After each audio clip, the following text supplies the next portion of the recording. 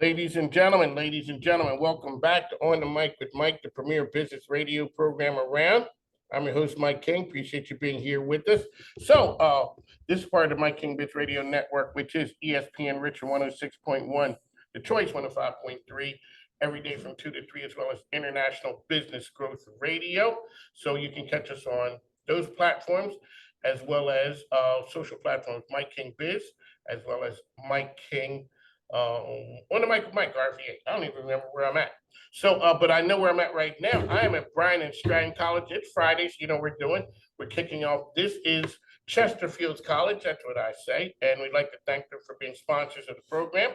Alrighty, so Allan is here with us. I always say this is a business show. So tell us who you are, what you do. Now, you told me what you did. You're kind of like you are a jack of all trades, a man who wears many hats around here.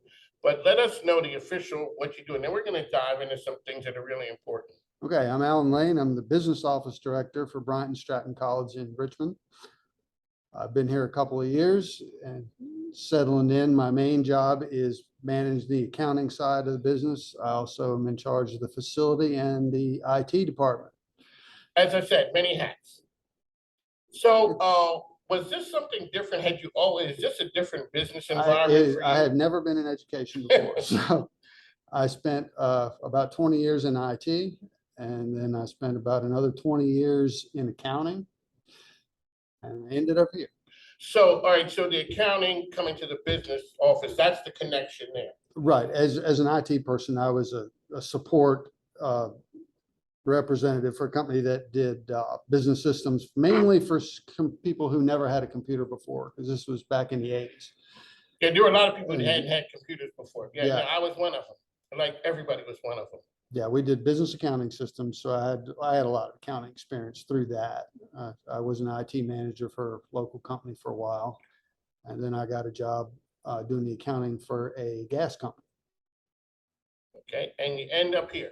So let's talk about some of the important parts about coming to Bryant and Stratton is the funding of it and all of those things. And everyone worries about how am I going to pay for these things. Bryant and Stratton talks about it's student-centered.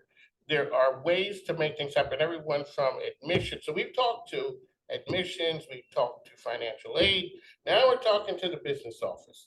We're making, ladies and gentlemen, what we're doing is we're making our way through the system, but all of these are connected. Everybody is connected. The team works as truly a team. We're all involved with each of the students to one level or another. So there, everyone is always worried about paying for college. Oh my goodness. Bryant and Stratton is in a position where you guys really are on the cutting edge of making it work for college students. The school itself has numerous programs to assist our students. This year, we're probably going to spend over $2 million in student aid from school funds. That's outside of the other things. That is outside of loans and grants or anything. This is actually, the school is offering that much to help assist our students to pay for college. Which is very big. It's very big. It's something that the school is, as a whole, in the whole system, is very student-centered. Here in Richmond, students are our focus. We try to do our best to have smaller class sizes to give the students more individual attention. We offer a lot of tutoring. We have a resource center that the students can use, study groups,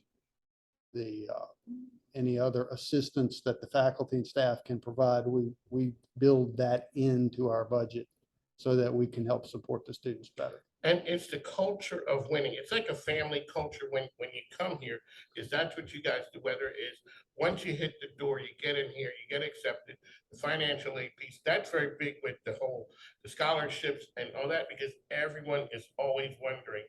And it's not just, these are not my parents helping out. Some of these people have been out of school for a minute or two. Yeah, our population tends to be older. They're people that have careers, that live life, that are trying to do something to improve their career.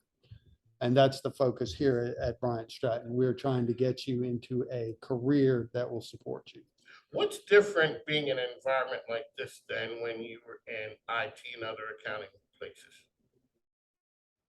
The focus here is much more on the student rather than the profit motive. Okay. I mean, obviously we have to keep the lights on here, but the focus here is to do what we can do to make our students successful. And so at the business office, I always say we were at 2019, early 2020, you guys had all the plans. You were gonna just knock it out the park. Everything was gonna be great, humming along. And then Corona, and you show up right around that I time. showed up about a month before Corona hit. Great time. Perfect time. Perfect time. Okay. Um, So then you come in with all the things you're gonna do. They've told you how things work here. You're all set. A month later, we were going from an in-person instruction setup to a remote setup. okay, We- so now there are two hats that have to concern you. One is the business office. How are we gonna do this thing? But as the IT person, I'm sure this is. the IT team here went well above the call of duty. We closed classes for 1 week and switched from in-person to remote in 1 week. And That's a big deal. that was the IT guys did everything possible. The faculty and staff were all involved trying to make sure we could make that turnaround successfully. Coming from an IT background, if somebody had told you that late 90s, early 2000s, what would your response have been? No, we can't do that. Everybody's The- response was the the- same. the- It can happen. The advantages that we have as an institution now, as far as using the internet and using the data plans and using all those things, are so much better than what we would have had 20 years ago. The college has an online division that does remote classes, so we're able to use some of that experience. But here locally, we had not been doing online classes with our staff. And they were able to turn around the lesson plans, all the things that they had to do to get prepared to teach the students remotely. It was an amazing experience. And the turnaround time when you guys shut down was how long? 1 week.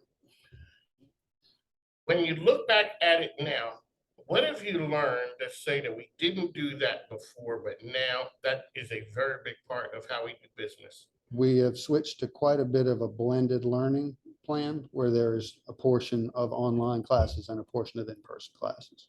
And the IT support that we learned during the pandemic has helped to make that a successful thing too.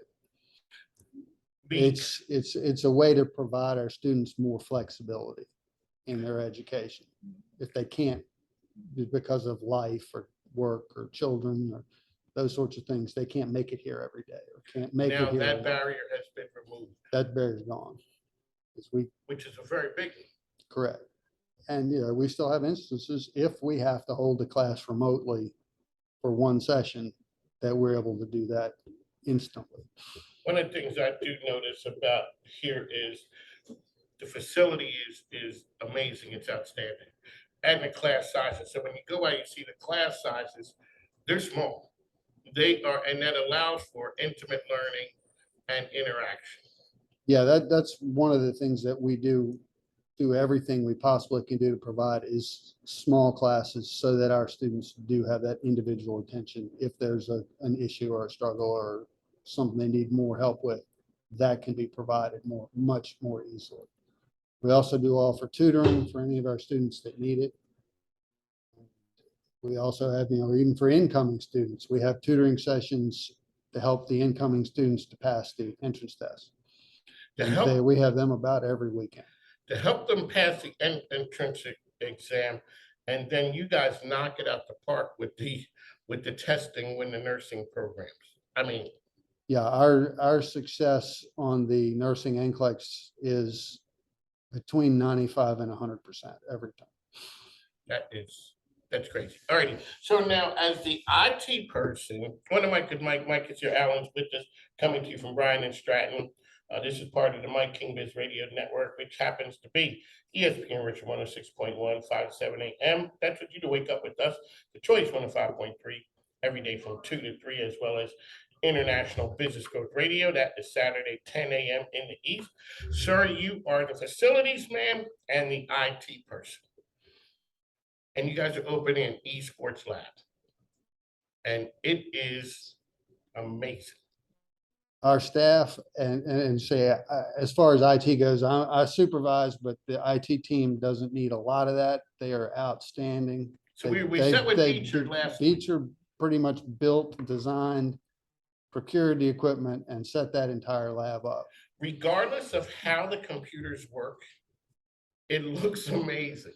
The desk are, the chairs, I got me one of those cool chairs, one of the Okay. game Oh, yeah. chairs. Yeah, I'd like to have one I've in my seen office too. I've seen those. The desk, I've never seen that. And it just looks cool in there. And the plans that you guys have. So when the idea happened for this, what was the response and how long did it take for you guys to pull together to make that magic happen? From conception to execution was probably 8 months. Really? That's a quick turnaround. Yeah, Richmond has not had sports programs historically. So we are testing the waters with esports because it's been quite a successful thing nationwide. Our Virginia Beach campus has an outstanding esports team, and we're able to get some knowledge from them. But Beecher pretty much picked the equipment, he picked the desk, he picked everything. And we're getting ready to have the grand opening in a couple of weeks. We are going to, on the mic with Mike, we're going to be here. Ladies and gentlemen, the facility is outstanding. All righty, so when you look in here, I mean, what does it take to keep this magic going? And so now here, here's another thing that I always talk about. You deal with multiple departments, different departments. And you said to me, even though I run those, the teams there are outstanding. Yes, they are. As from a management standpoint, and this is a business show, let's talk about how you make that happen and the culture that you set, not just here at Bryant and Stratton, but in your organization so that those stars who are in those silos can shine. From the business perspective, we have a budget we have to create, allocate funds for the things that we see in the facility that need to be done. Those requests come from all the departments. The instruction department has changes they need to make. We also have to make sure we keep our equipment up to date, especially in the nursing program. There's quite a few simulation models and things that have to be maintained. We change classrooms when we have to, rearrange, restructure, buy new equipment, and do the basic facility maintenance. Obviously, we painting floors, chairs, tables, whatever's needed that come through the other departments.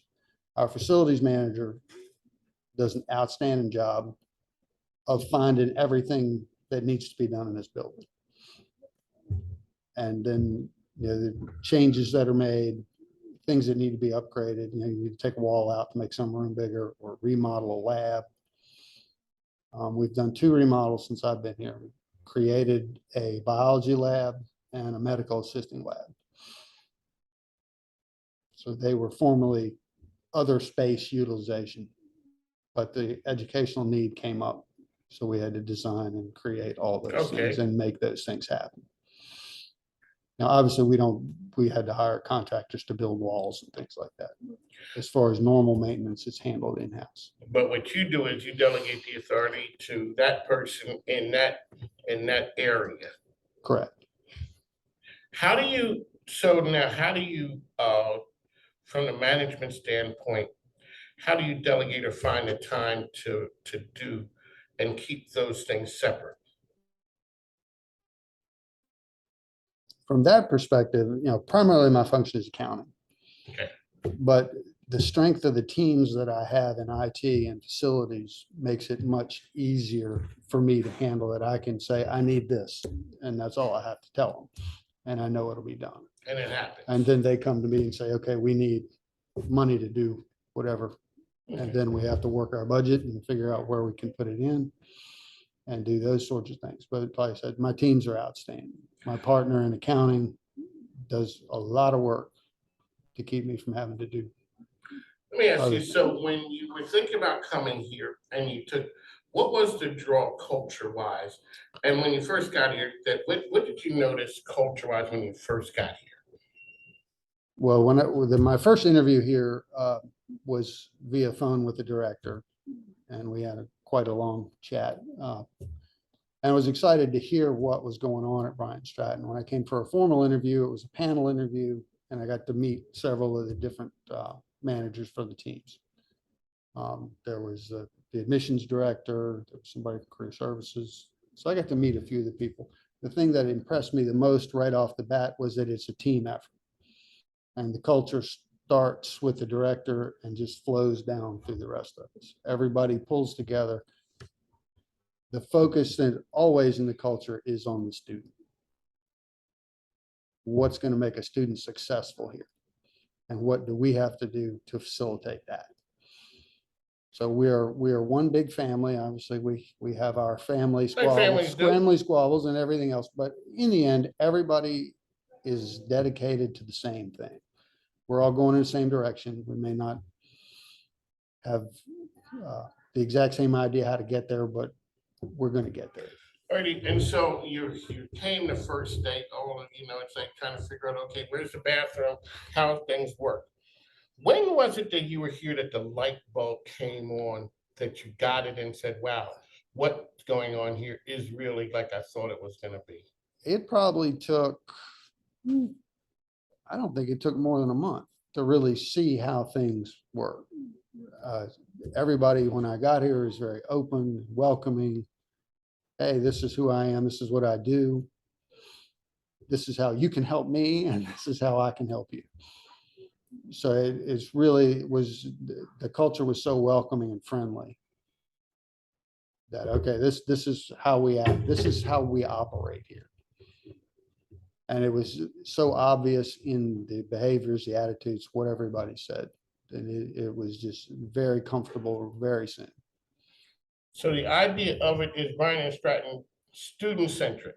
Correct. It's all about the student. So once again, let's touch on the opportunities to help students.